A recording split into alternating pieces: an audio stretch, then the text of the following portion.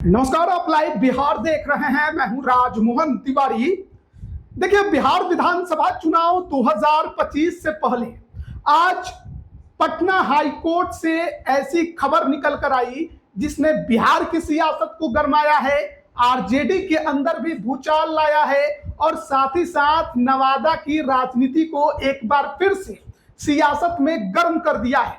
हम बात कर रहे हैं पूर्व विधायक राजबल्लभ यादव की। राजबल्लभ यादव को पटना हाई कोर्ट ने बाइज्जत बरी कर दिया। नाबालिग से रेप के आरोप में वो उम्र कैद की सजा काट रहे थे। 2018 के दिसंबर महीने से लगातार जेल में थे, उम्र कैद की उन्हें सजा हुई थी और अब पटना हाई कोर्ट ने उन्हें बाइज्जत बरी कर दिया है। अब राजबल्लभ यादव को लेकर सियासत गर्म है, उनकी चर्चा हो रही है।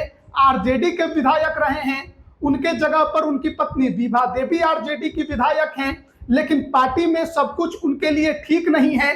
तो राजबल्लभ यादव का जेल से बाहर आना, बाइज्जत बरी होना बिहार की सियासत पर और नवादा की सियासत पर कितना असर डालने वाला है, ये तमाम जो बातें हैं वो समझेंगे, जानेंगे। हमारे साथ वरिष्ठ पत्रकार प्रवीण बागी जी हैं।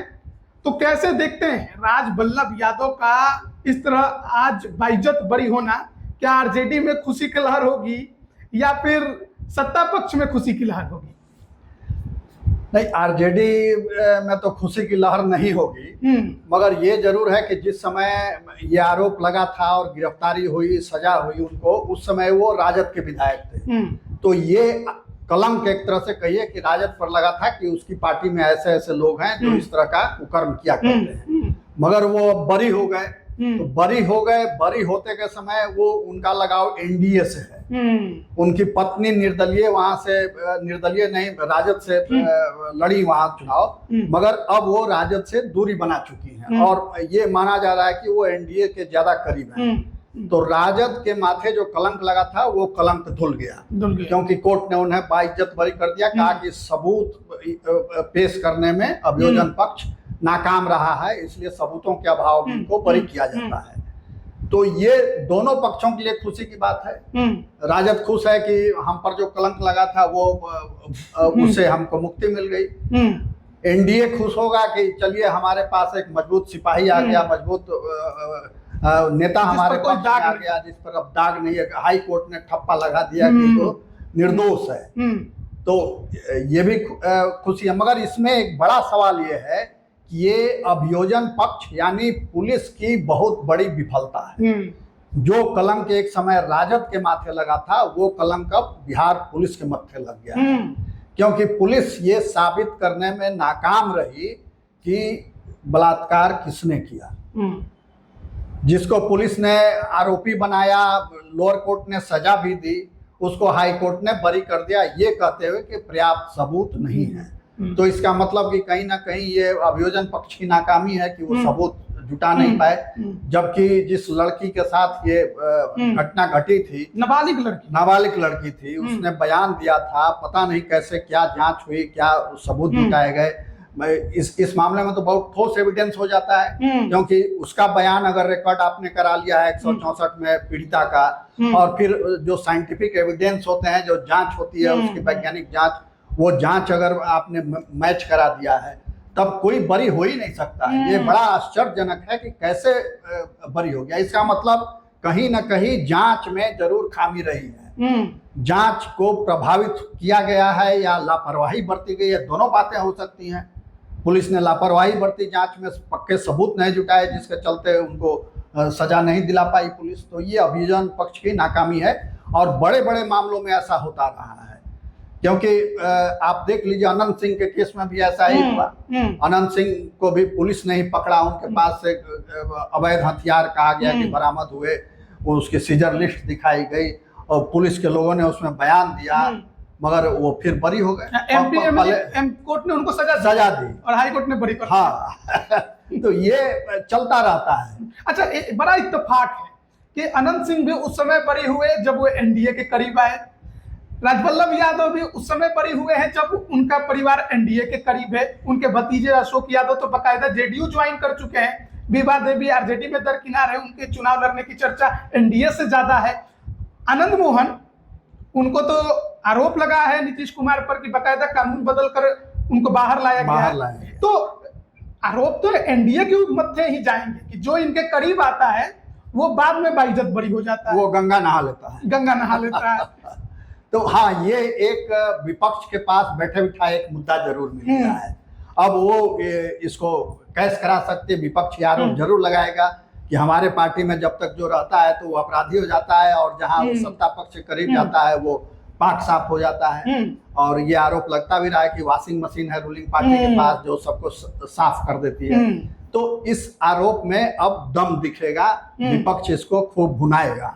और इसमें तो बिल्कुल ये सरकार की एक तरह से कहिए नाकामी है। जब अभियोजन पक्ष नहीं साबित कर पाता है तो ये घुमा फिरा करके बात सरकार के ऊपर चली जाती है कि उसकी मशीनरी चुस्त नहीं है इतनी, और जिस तरह से सुशासन के साथ न्याय, न्याय के साथ सुशासन, ये दावा सरकार करती रही, उस दावे पर भी एक बड़ा सवाल खड़ा कर देता है। अच्छा, अब राजवल्लभ यादव बाइज्जत बरी हो गए, जो कलंक था उनके ऊपर अब हाई कोर्ट ने मोहर लगा दिया कि भैया वो निर्दोष है, कोई दाग नहीं है। नवादा की राजनीति इन दिनों बदली बदली दिखाई दे रही है, क्योंकि राजवल्लभ यादव या उनके भाई जब कृष्णा यादव थे, उनका परिवार विभा देवी है, सभी की राजनीति आरजेडी के इर्द गिर्द ही घूमती रही है। कहा जाता था एक टाइम कि राजवल्लभ यादव जो चाहेंगे नवादा में वही होगा आरजेडी से, लेकिन हाल के समय में देखा गया कि राजवल्लभ यादव का परिवार हमेशा ही सीधे सीधे लालू परिवार को चुनौती देने लगा नवादा में। अब राजवल्लभ यादव जेल में थे, ऐसे समय में एनडीए के कौशल यादव आरजेडी में आ गए और राजवल्लभ यादव अब जेल से बाहर आएंगे। तो कितना बड़ा आप देख रहे हैं नवादा की राजनीति को, भूचाल वाला, तूफान वाला, कि अब तो यहाँ पर बहुत कुछ बदलेगा और यहाँ की राजनीतिक रंजिश जो है और ऊपर जाने वाली है। बिल्कुल, राजवल्लभ यादव एक समय में लालू प्रसाद के बहुत करीबी हुआ करते थे और उनके संकटहार भी थे। जब लालू प्रसाद संकट में थे, पार्टी टूटी थी उनकी जनता दल, तो उस समय राजवल्लभ यादव ने बड़ी मदद की थी इनकी सरकार को बचाने में। और वहाँ 90 के दशक में कई विधायकों को जोड़ करके उन्होंने लालू के पक्ष में खड़ा किया था। और ये कहा जाता है कि जैसे बिहार की राजनीति, बिहार में कांग्रेस की दशा दिशा, उसकी राजनीति लालू प्रसाद तय करते हैं, वैसे ही एक समय ऐसा भी था कि जब नवादा में राजद की राजनीति तय करते थे राजवल्लभ यादव। तो राजवल्लभ यादव अब बरी होने के बाद ज्यादा ताकतवर बन करके वहां उभरते हैं या फिर उनपे और कमजोर हो जाएंगे, ये समय बताएगा। मगर ताकत तो उन्होंने दिखला दी है, क्योंकि अपनी पत्नी को जेल में रहते हुए उन्होंने जिताया है। ये ठीक है कि राजद की ताकत भी साथ थी उसकी, मगर इस आरोप से उस परिवार पर कोई आंच नहीं आया, लोगों ने उस पर भरोसा नहीं किया, तभी उनकी पत्नी को वहां लोगों ने वोट दिया और वो जीत करके आई। यानी अब ये पुनः जब जाएंगे वहां क्षेत्र में जेल से रिहा होकर के, तो एक बार पूरे क्षेत्र में एक माहौल बदलेगा, बनेगा, इनके समर्थकों में नया जोश आएगा।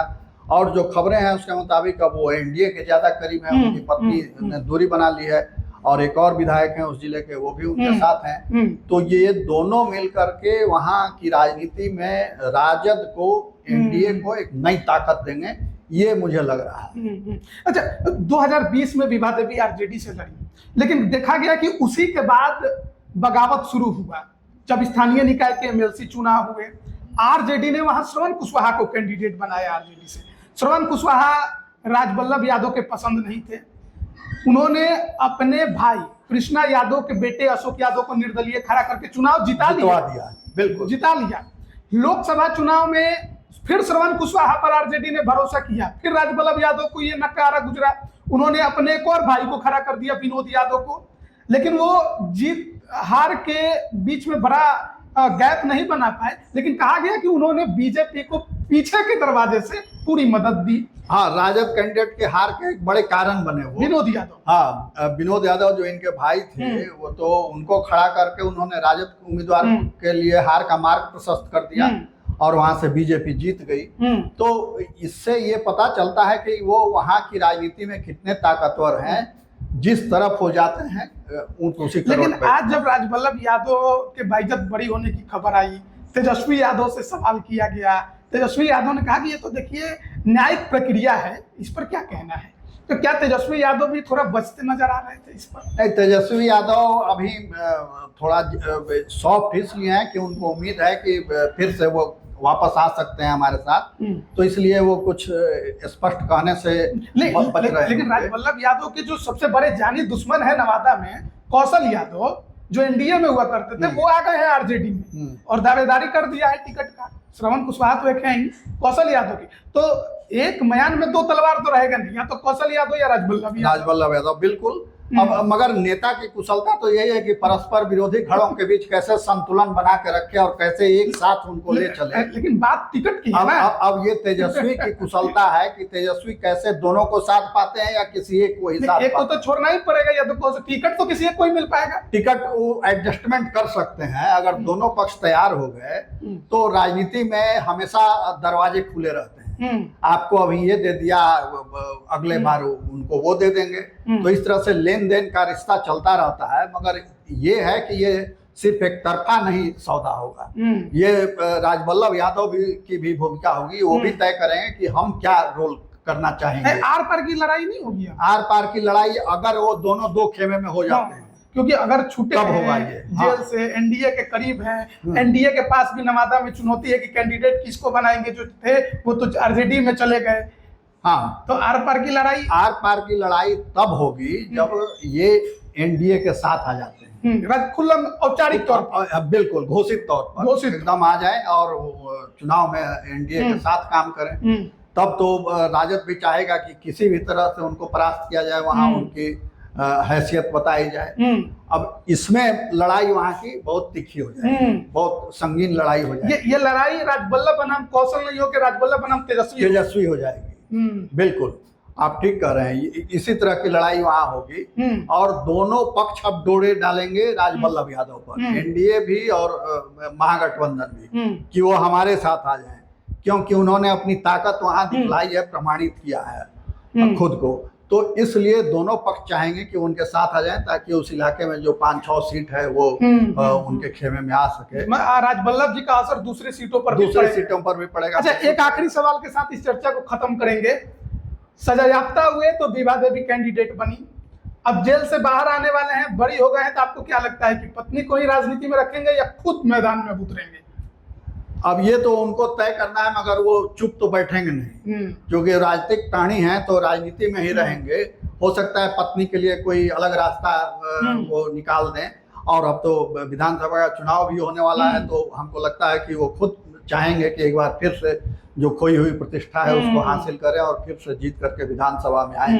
तो ये हो सकता है। और अब टिकट पाने में भी उनको कोई दिक्कत नहीं है। दोनों अगर जिधर जाते हैं वो उधर उनको टिकट मिल जाएगा, क्योंकि कोर्ट से बेदाग बरी हो चुके हैं। तो और अभी लोगों की उनके प्रति सहानुभूति भी होगी कि भाई देखिए, झूठ मूठ इनको फंसा दिया है, ये तो बेगुनाह थे, तो और इतने दिन जेल भी भुगत लिए। तो उस सहानुभूति की लहर पर वो बहुत आसानी से जीत जाएंगे, चाहे वो इधर रहें या उधर। पाला एकदम उनके पक्ष में है। हाँ।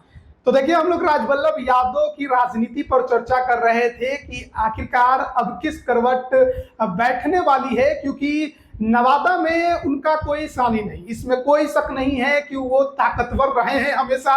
लेकिन जेल में जाने के बाद उम्र कैद की सजा जब काट रहे थे, लग रहा था कि अब उनकी राजनीति खत्म हो गई है। पत्नी राजनीति को संभाल रही थी, लेकिन अब हाल के समय में आरजेडी में दरकिनार हो गई थी, तो लग रहा था कि और बड़ी मुसीबत उनके सामने खड़ी हो गई है। लेकिन अब तो हाई कोर्ट से बाइज्जत बरी हो चुके हैं, तो ऐसे में देखना होगा कितना दम दिखाते हैं। बन रहिएगा हमारे साथ, तमाम अपडेट हम आप तक पहुंचा रहे हैं। आप सभी का बहुत बहुत धन्यवाद।